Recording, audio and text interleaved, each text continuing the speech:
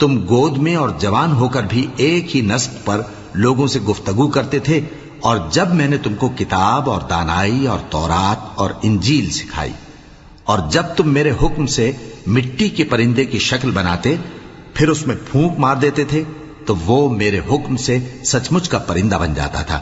اور پیدائشی اندھے کو اور برس کی بیماری والے کو میرے حکم سے اچھا کر دیتے تھے،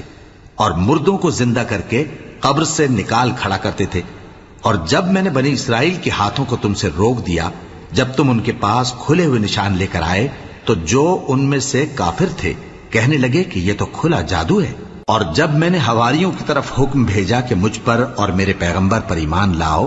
وہ کہنے لگے کہ پروردگار، ہم ایمان لائے، تو شاہد رہی ہو کہ ہم فرما بردار ہیں۔ وہ قصہ بھی یاد کرو جب حواریوں نے کہا کہ اے عیسیٰ ابن مریم، کیا آپ کا پروردگار ایسا کر سکتا ہے؟